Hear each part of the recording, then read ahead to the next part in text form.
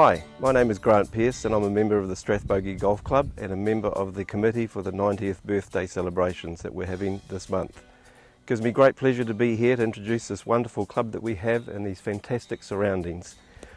We have 4 members with us today to share with us some of their stories and explain to us the uniqueness of this fantastic club.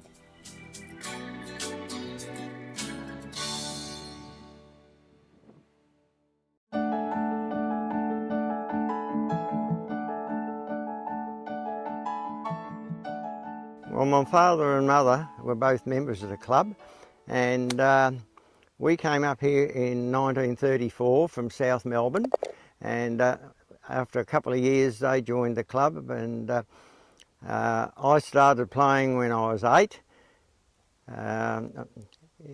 Eric Barnes and I used to follow behind all the other players. I had an old number 3 iron with a wattle stick handle, and we just played around after the main field went, and we did that for several years till I was about 12, till my father joined me up as a member. Well, I joined the club in 1955, and how I first started, probably the year or 2 before that, my sister and Glinda Hurry, one of the people I went to school with, they'd took it on, and I used to go in with them of a Sunday. I bought a few clubs then. Only had about 4 or 5 in the bag. I think I started in 1973. My husband was playing and I thought, oh, can't beat him, join him. But I only played on a Tuesday because the kids were little and just starting school. It was round about 1973. And at that time, Graham and I were both involved in other sport. I was involved in netball and Graham was involved in football. And a local chap, member of the golf club by the name of Helen Hill, got us to come in of a Sunday and have a hit. And that more or less got us started. And that was towards the end of our career with our other sports. So it was really Helen Hill that got Graham and I both involved in golf. It was only a very small membership, which was, the ladies were called associates in that day, and they were very welcoming, and we thoroughly enjoyed it right from day one that we joined. We felt we made a very good decision. Well, we've probably never had more than 15 ladies play any time, but yes, they were welcome, and they were the ones that did all the catering and stuff like that. So yes, they were always very welcome here. Through the week, lunchtime I'd get out with a few balls, hit down past the house, Saturday, every day of the week, and perhaps going late in the evening, go and hit the driver and everything like that. And I used to come in and play 9 holes in at the club after when I got a licence to drive.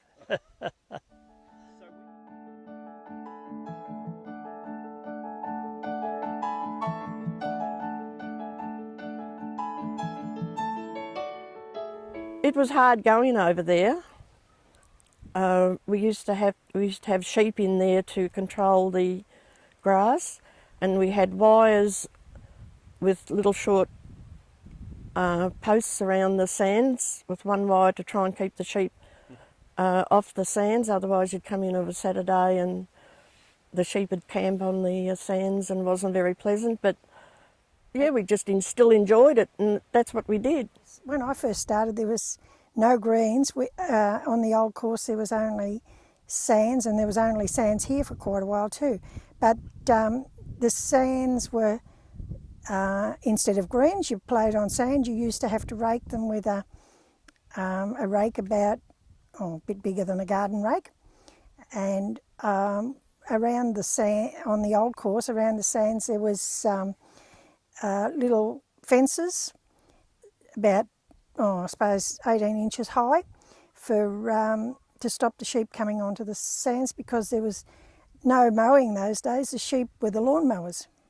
When we were at the old course, we had the small clubhouse, and when we moved over the creek, sometimes we'd have about 50 people play golf. and we'd be all in the small clubhouse. Right. And it used to be quite good. And closing night, George Armstrong would bring his tinned barbecue down and would cook, and we'd probably have 70, 80 people there at that. A bit different to when we have one today.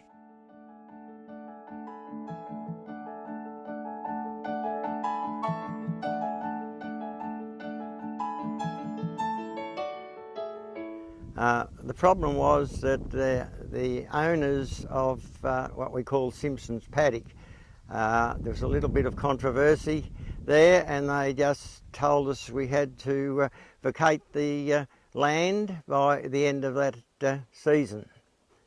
Anyhow, I went and spoke to the new owners about that, and they came up with the concept of putting a resort type golf course up here with hotel, motel, pro shop, and they were going to subdivide all the land above the golf course into small blocks. Things kind of went in abeyance for a little while until the big stock market crash, and they didn't have any more money to put into it, and their architect that had designed everything, he went to Hong Kong, so they put it up for auction.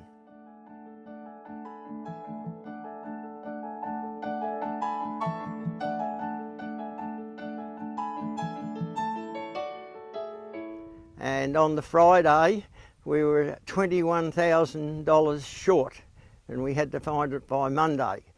And I was on that phone Saturday, all Friday night, Saturday and Sunday, and we raised that $21,000 by Monday.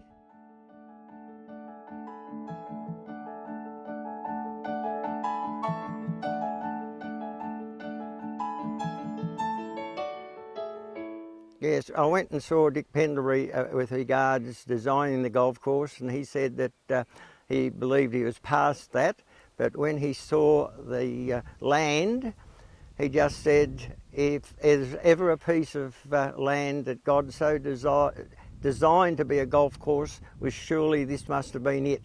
And he said, I couldn't let this challenge go by. It was a big time in our history of our golf. It wasn't an easy time. Possibly some of us had our doubts to whether we were doing the right thing. Hindsight's a great thing. Looking at it now, we did do the right thing. But having said that, we have had our troubled years at succeeding to the point where we are now. When we never realised, but when we had it course rating done, the people that did it said there's only the par 3s holes that you can see from the tees. Everywhere else you're hitting blind on every hole.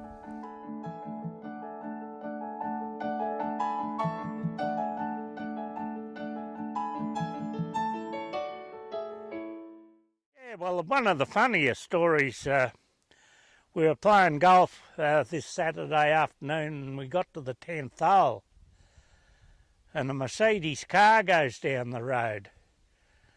And Doug Welsh said to me, most blokes that drive a Mercedes go broke. And Bill Mottram said, thanks very much. Was he playing? Yeah, he was playing. And previous to that, he'd put a seat over on the 8th hole. Anyhow, the next week the seat was missing. We never saw him after. It wasn't very funny at the stage because I was playing pennant on the old course, and I was playing number 1 for Strathbogie, and I was playing number 1, the champion golfer in Dalhousie. And after 9 holes, I was 7 up, which was something unbelievable. And I got the jitters, and I was missing putts all over the place. And on the last hole, we were all square, and my putt went in and he's missed, and I won 1 up. It probably wasn't funny for the person involved, but the same person who got Graham and I started in golf teed off on the number 1 tee off outside our little clubhouse over on the old course one day, lined up on the first tee, and he put 4 balls in a row out of bounds over the road into the Ampol petrol depot. Now, to stand there and see it happen 4 times, and when he went over, those balls were very close to each other in the, and I've never seen anybody put 4 balls out there before. But as I said, we all got a laugh, the one standing round, but to the person that it happened to, well, he would have enjoyed it. He was that sort of person. He would have laughed. Somebody who influenced me at golf was Nance Dukes. She always encouraged me. The first time I won the championship, she was probably more excited than I was. She was a lovely person, but she and Mary Allen would have very conflicting views on rules. One would say it was this way and one would say it was that, and they'd have long arguments over these rules, and it was quite hilarious really. But Nance was the type of person, she'd go home that night, and if she'd had a disagreement with anybody, she'd go home, she'd ring them that night and say, oh, I'm sorry, I shouldn't have said that, or I shouldn't have done this. But she was just somebody who I really admired, and I felt she encouraged me. Even after she died, I used to think, if I was playing poorly, come on Nance, help me. Playing pennant, we had a pretty good pennant team, and I think we were in Division 3. And we won Division 3, and then we won Division 2. And we went up into Division 1. We lasted there for 2 years. And the president of the Dalhousie Association was Dallas Neal, and he used to call us the Hillbillies.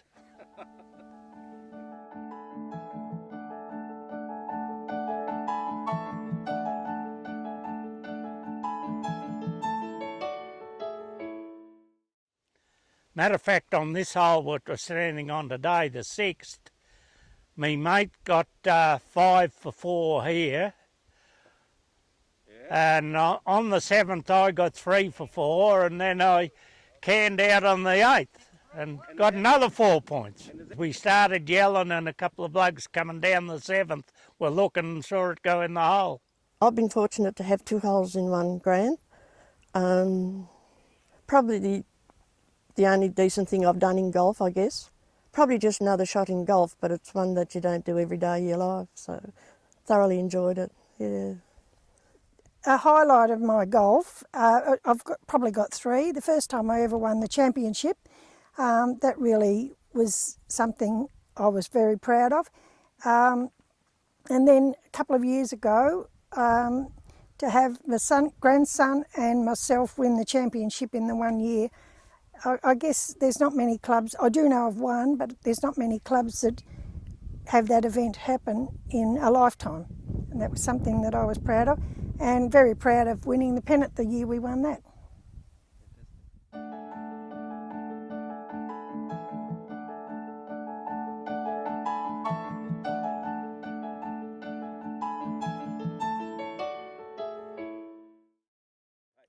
Not a paid one. Les Hill did it for some time on the greens. I did all the fairways. Les Hill did the greens, and then when he gave it away, I took that on, and then I had to give it away. And we're very fortunate to get Bill Briley, who's done a magnificent job.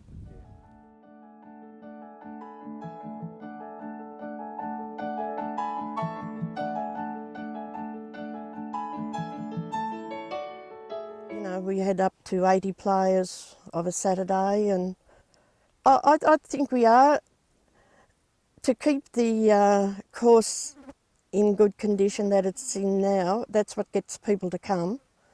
I know it's a hard toil, manpower-wise and money-wise, but I think that's what you've got to do to get people to come up here and play.